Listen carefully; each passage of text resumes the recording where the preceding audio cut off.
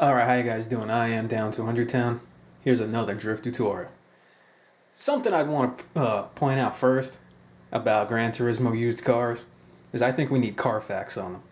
Because if you look under the rear bumper of this Nissan Silvia Q's Aero S14 I just bought, you can see there's like metal hanging all over the place and it don't look nothing like the rear axle.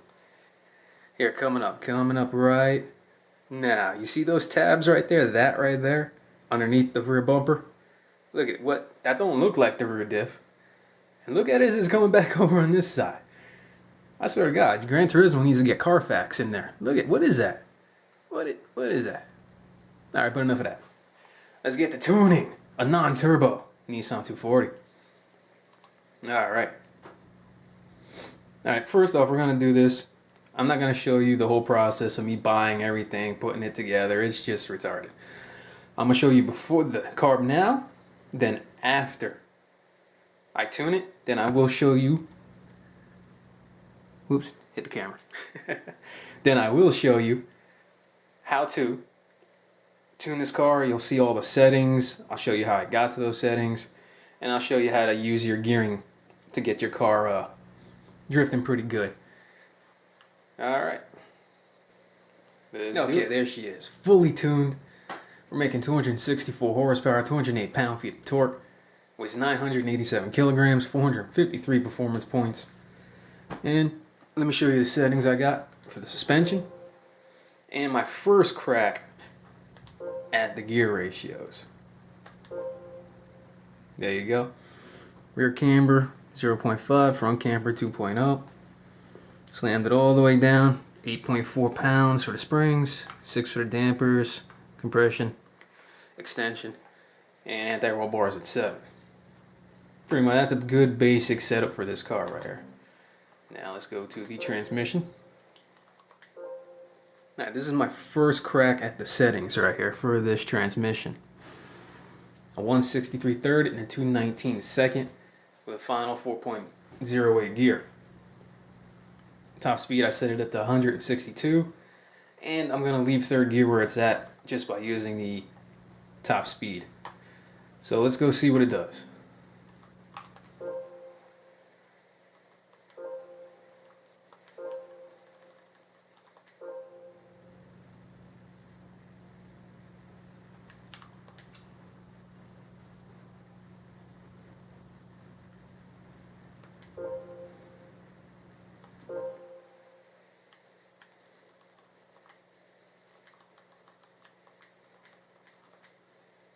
The reason I like doing that, because I want the tire wear to actually be there, because the more your tires wear, the better this car is going to drift. Because as you lose your tire, you're going to lose your grip, which means you're going to be able to spin better. And putting the grip reduction on wet track / track edge to real just makes it a little harder for you to, once you get off, it's going to want to jerk around on you, do some craziness. And I set the controller sensitivity to -2, as low as it can go. I don't make it very fast at all, so that way you have more time to play with it, and if you do mess up, you have a little more leeway to catch yourself.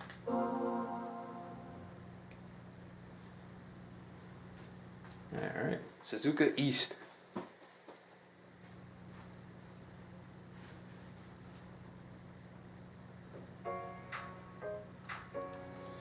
Alrighty, let's start.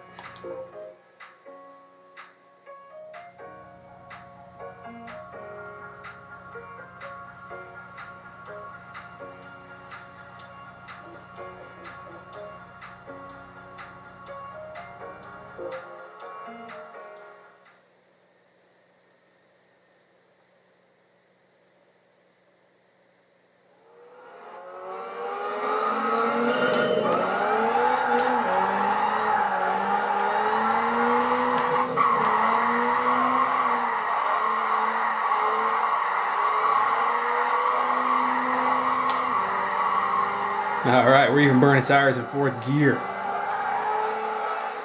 There we go.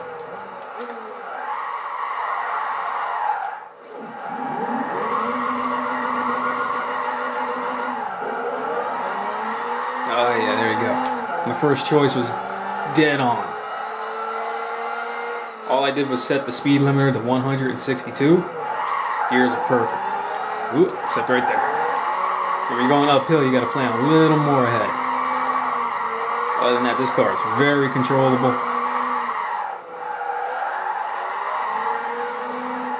Even wants to come around with throttle steer.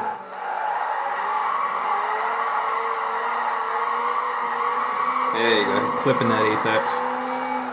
Little e-brake, clip the apex. E-brake it. Whoop. And I spun.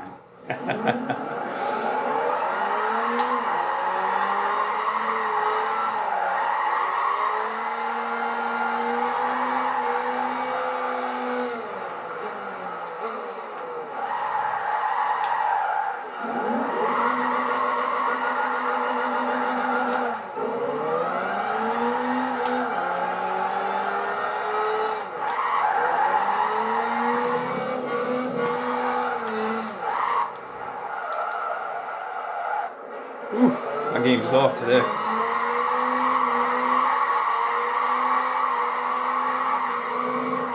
Ooh, straightened out right there. You see that? Okay, maybe my gear ain't perfect as I thought it was.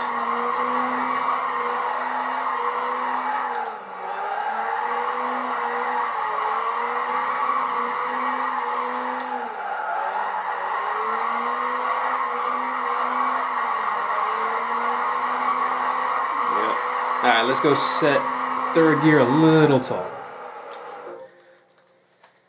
Not getting quite enough speed.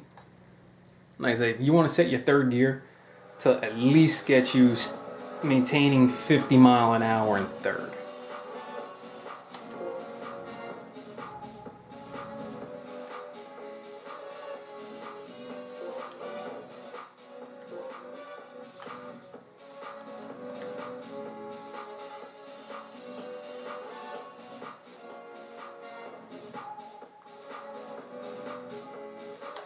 Okay, we're gonna set the top speed to 174, and I'm gonna go get more rear camber.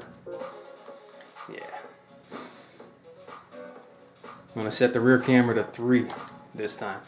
Because I saw it was a little wanting to bite in under full throttle. So I know I lowered the gear ratio. So it's gonna not want to get as much grip. So now I need to take more camber into the rear to get the rear end to slip more, so that way I can maintain the speed. Alright, so let's go see how that works.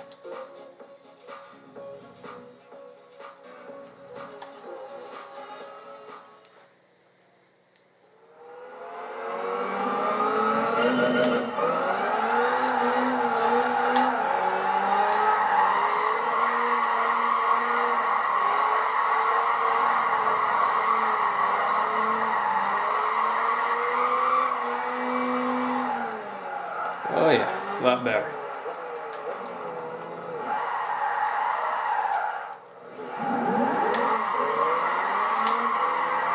There you go. Burning them through third.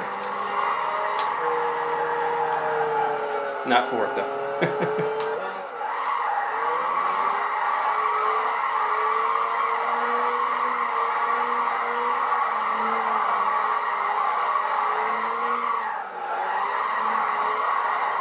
There you go. I got it perfect for me now.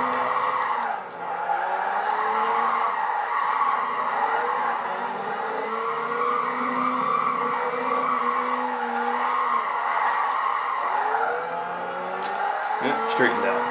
Like I said, it takes a little practice to get used to a car with this low torque, but if you can really get it down, it really is something you can show off. Compared to guys with the 1,000 horsepower Vipers, 800 horsepower GTOs.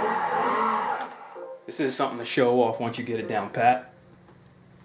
And, you know, it's just fun to do. Remember, keep drifting fun. See a replay real quick.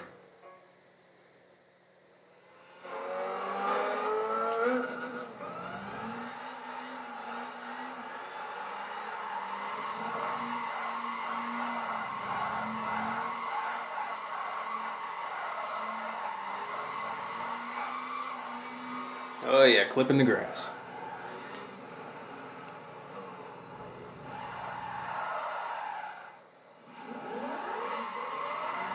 Like I said, with the right settings, this car will burn them all the way through third gear in a straight line. As long as you got your camber right, like I showed you. Very easy to drift this car. And if you're doing it with a steering wheel, this car will be 10 times more fun than with a controller. Because then you can really work on your steering and get your steering really down pat.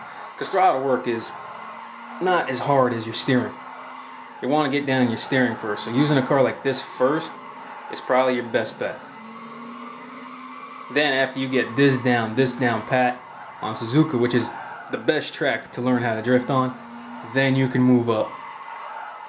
Then you'll be able to go into any car you want after you master one of these type of cars. Alright. That's all she wrote. I'm down 200 Town. Later.